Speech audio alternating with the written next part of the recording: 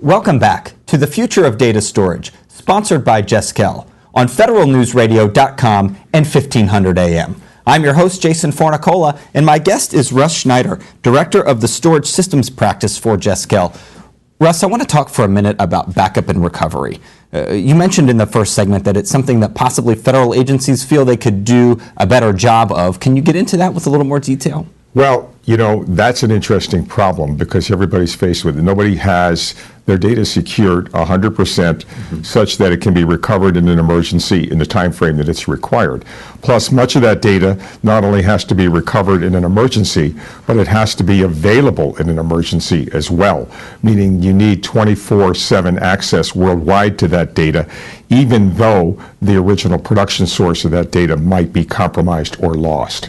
Okay, so we have both an availability problem and a recoverability problem. And in the past, we had to address that with two different types of infrastructure, okay, because they are essentially two different types of problems. Today, we have a new type of storage called object storage. At first, we thought that the cloud was going to be an answer to this backup recovery and availability problem. But the problems in the cloud are now really starting to appear, and those problems are that, first of all, it's a very difficult thing for an agency, particularly a non-civilian agency, to put their data up in a cloud because of issues of security. And there's another interesting issue. How fast can you get data back from a cloud when you need it? And recent testing has showed that the speeds that data can be recovered from the cloud are not adequate to recover most of the data in the time frame it's required by the given agencies. So what are we doing about that? Well, the answer is called object storage. And object storage uses a concept called geodispersion. Another issue that we had with backup data was it required multiple copies.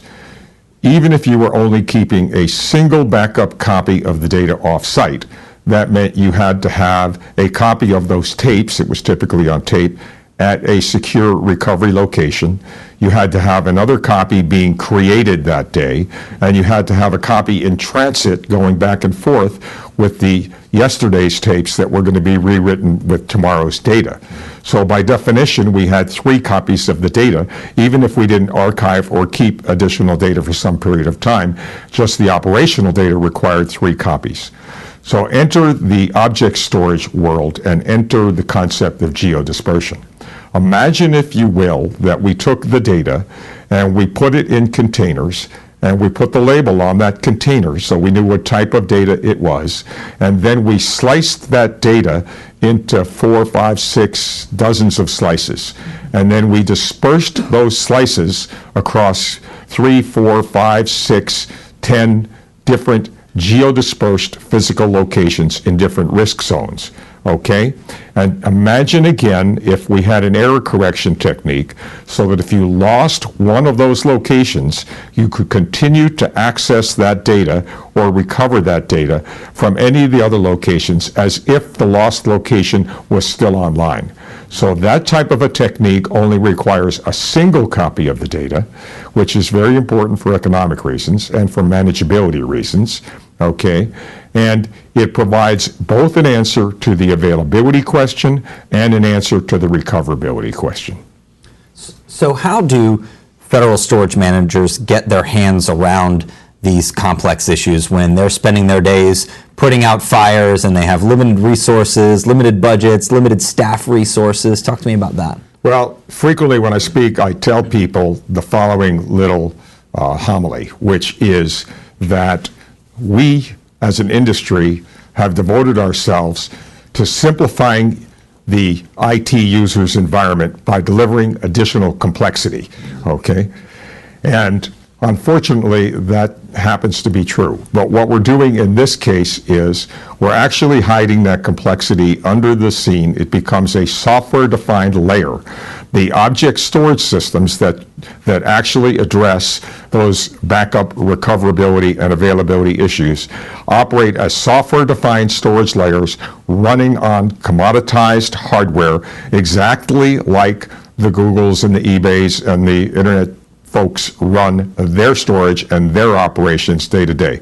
We've learned, as I mentioned in the earlier segment, we've learned from what those folks did. They were 2 to 4 years ahead of us as an industry, but we're now awake, and the products we're delivering today, like the single copy, backup, and restore object storage systems, are addressing the needs that these agencies have. Better yet, they're allowing the agencies to still have a cloud. It just turns out it's their private cloud, and it's at their private locations. So the issues of security and the issues of who has my data and how quickly can I get it back essentially go away. How much of an issue is that, do you find, when you're talking to people, those concerns about retrieving that data from the cloud in a timely fashion? Well, it's a tremendous concern, because if you can only get data back from a public cloud at 100 megabytes a second or so, and you have a couple of petabytes of data stored, and you have to recover that data to resume your operation, okay, you better be ready for several weeks of recovery. And in the 24/7 world that we live in today, with unexpected crises happening, that these agencies have to deal with and address, nobody can sit without their data for 2 to 4 weeks. It just isn't possible.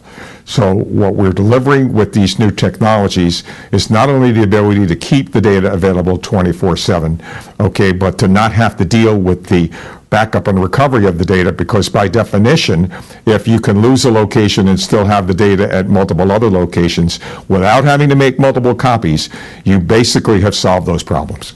Russ, we have about a minute left in this segment, but I do want to ask you one thing about that, which is, it sounds like you're going beyond saying there's an opportunity here and really saying that it's essential that these things be considered, particularly around the data availability and the speed at which you can access it. Absolutely, because with tape data before, now don't get me wrong, tape is a wonderful place to put data for many reasons that you're never going to use again, okay?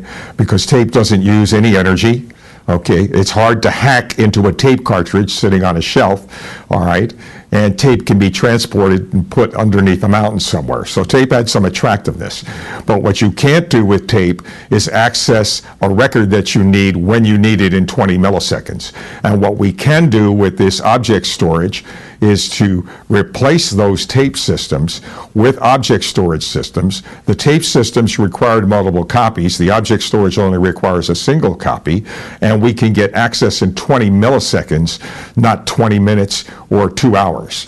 A great place to stop. I do want to pick up on the role of tape in the next segment, but we are going to pause here for a short break. My guest is Russell Schneider. He's the director of the Storage Systems Practice for Jeskel on the future of data storage, sponsored by Jeskel. I'm your host, Jason Fornicola, and you're listening to federalnewsradio.com and 1500 AM.